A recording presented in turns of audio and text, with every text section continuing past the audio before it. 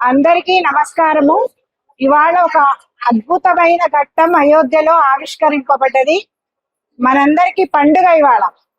త్రేతాయుగంలో ఎలా రాముడి యొక్క జననం అద్భుతంగా పండుగలాగా అయోధ్యవాసులు జరుపుకున్నారో ఇవాళ సమస్త భారతావని అట్లా పండుగలాగా ఒక వేడుకలాగా జరుపుకున్నది. వాడవాడలో వీధి వీధిలో ఒక భారతదేశమే కాక సమస్త ప్రపంచము కూడా న్యూయార్క్ లో బిల్బోర్డ్ లో రాముడి యొక్క ప్రత్యక్ష ప్రసారం, యూకేలో అన్ని దేవాలయాల్లో బిల్బోర్డ్ లో సమస్త దేవాలయాల్లో ప్రత్యక్ష ప్రసారం, అందరూ సమస్త ప్రపంచము బాలరాముడి యొక్క విగ్రహ ప్రాణ ప్రతిష్టను చాలా అద్భుతంగా జరుపుకున్నది. ఎందుకు? దానికి కారణం ఏమిటి అంటే దీని వెనుక 500 సంవత్సరాలు యొక్క పోరాటం, ఓపిక, హిందువుల యొక్క ఓపిక ఉన్నది.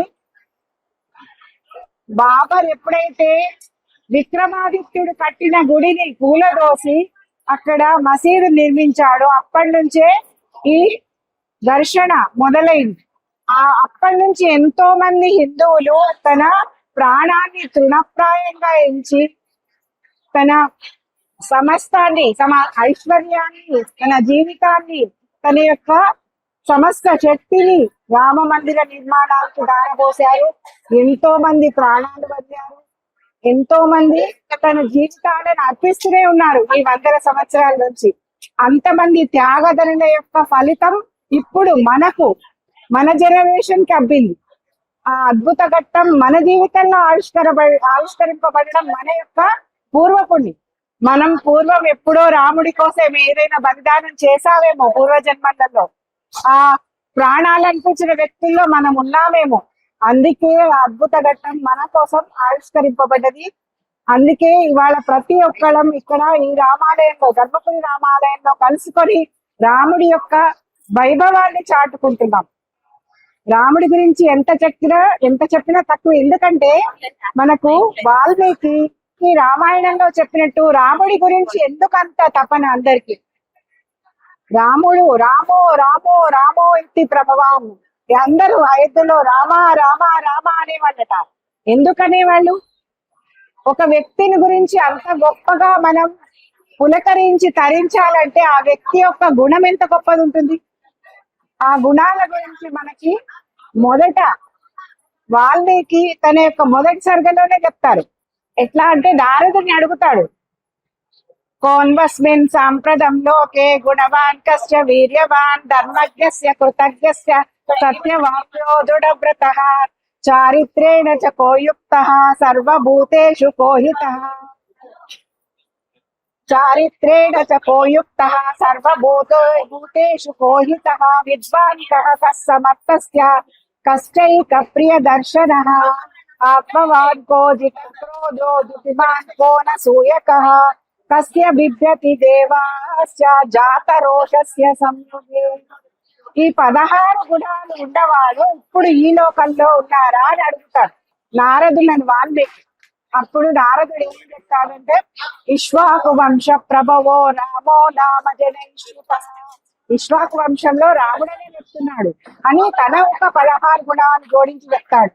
బుద్ధిమాన్ నీతిమాన్ వాగ్మి శ్రీమాన్ శత్రు నిబంధన విపులాంశో మహాబాహు కంబుగ్రీవో మహోరస్కో మహేశ్వాసో భూరజత్రు అరిందమ ఆజానుబాహు శిశిర సులలాట చరిత్రమ. ఇలా ఎన్నో అద్భుతమైన గుణాలు రాముడికి.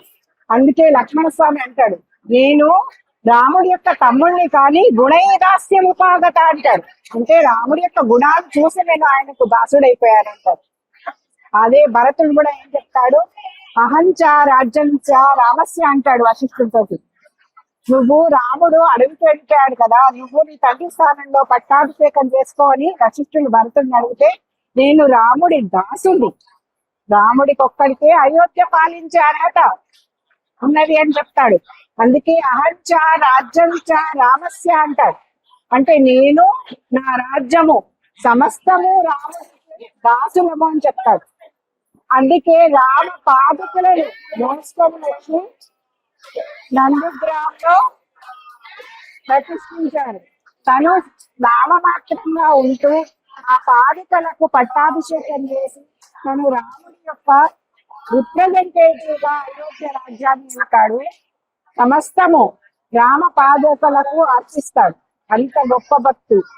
అందుకే రాముడు అంటే అందరికి ఇష్టం. ఎందుకంటే ఆత్మారామం ప్రియం దృష్టజన చిత్తాపహారిణి. ఆత్మారామం ప్రియం దృష్టజన చిత్తాపహారిణ. రాముడు ఎక్కడో లేడు, ప్రతి మనిషి యొక్క ఆత్మలో, తనలోనే ఆ ఆత్మలోనే కొలువై ఉన్నాడు ఆ ఆత్మారాముడు. అందుకే ఆయన సమస్త మనుషులకే కాదు సమస్త జీవులకు ప్రియుడు. ఆయన కోసం ప్రతి ఒక మనిషే కాదు సమస్త ప్రపంచము రామ రామ రామ అని ఎందుకు అంటుందంటే, ఒక ఉడతకైనా రాముడే కావాలి, ఒక కుందేలుకైనా రాముడే కావాలి, ఒక గుండుకైనా బండకైనా ఎవరికైనా రాముడే కావాలి. ఎందుకంటే ఆ అందరిలో ఉన్న చైతన్య స్వరూపుడైన అనంతుడే రాముడు. రాముడు కావాల్సింది కాకుండా ఎవరు కోరుకోరు రాముడు.